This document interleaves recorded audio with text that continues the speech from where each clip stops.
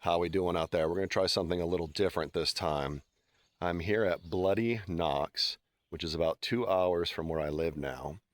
And Bloody Knox is known for, back during the Civil War, it was an area that was pretty well known for being overrun with copperheads. So people that opposed the war, weren't in favor of the war. And so the man that resided here at Bloody Knox enlisted with the bucktails, the Pennsylvania bucktails, and served for a year before he decided he'd had enough and he deserted.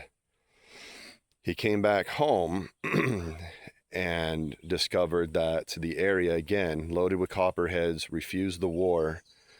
Everybody was opposed to it. He came home in time for Abraham Lincoln's draft and discovered that as the draft was happening, they drew 600 names for the area. And of the 600 names, 150 of them responded. So 450 did not. So they were draft dodgers as well as deserters. And when the man returned home, he said that we should have a gathering of all the draft dodgers and deserters and everybody that is in like mind. So he had a gathering at his house right there. So at this gathering, or before the gathering, they informed everybody around that we're going to have this gathering. If you're a draft dodger, if you're a deserter, if you're like mine, if you're like us, come on over, have a drink, join us. Well, the War Department got word of this gathering, and they sent members of the Veteran Reserve Corps here to be mounted. So they rode up, I believe, from Harrisburg area and kind of surrounded the house on what's now a street. And they surrounded the house and started yelling orders for people to vacate and for the owner to come out and surrender himself. Well, he wasn't having it, and he apparently was downstairs having drinks with all his buds, ran upstairs immediately, grabbed his gun, opened the window, and fired a shot out the window, instantly killing one of the men of the Veteran Reserve. He then jumped out the window to make his escape, which at that point, all the other soldiers of the Veteran Reserve returned fire and gunned him down dead. Over the time of learning about this and cleaning up the area, they had arrested over 150 individuals who were draft dodgers or deserters or of like mind avoiding the war.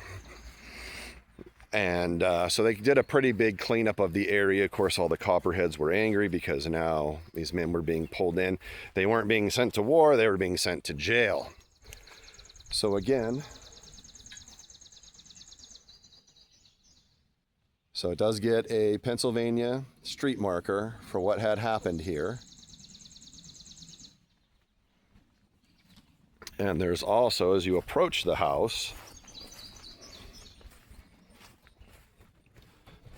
there is another notification that gives the history of what had happened here. And so there is a book that was released, I believe, by the Clearfield Historical Society. They gifted me a copy the first time I came out here to give more information. The man from the Invalid Corps, the Veteran Reserve Corps that was shot down, is buried about an hour from here. So I did make it to Phillipsburg, Pennsylvania. This is about 45 minutes to an hour away from Bloody Knox. I'm at the Union Church that was put up in 1820. Church is right there. And this is where Edgar Reed was buried after the confrontation at Bloody Knox. So here we have the layout of the cemetery. Edgar Reed, it's number 8 on the ledger, which puts him right here, which puts him right over there. So let's go give our respects. Now remember, there was a household. The house was owned by a draft dodger who originally was with the Bucktails, And after a year of service, he deserted. And he decided to hold a gathering of like-minded people who were deserting or draft dodging. And the War Department got a hold of this information, sent a select number of men from the Veteran Reserve Corps to respond to it, to apprehend, arrest the draft dodgers and deserters. And when they showed up at the house, the homeowner pulled out his firearm from the second story, opened the window, fired a shot, killing Private Edgar Reed, and his body was transported here. So here we have Edgar Reed, murdered in the line of duty for trying to help rally draft dodgers and deserters.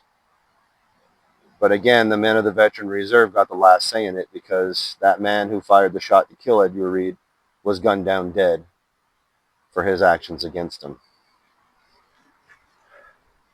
So I'm going to spend a few more moments here, give my respects to Edgar Reed and his duties and my appreciation, and I hope you learned something.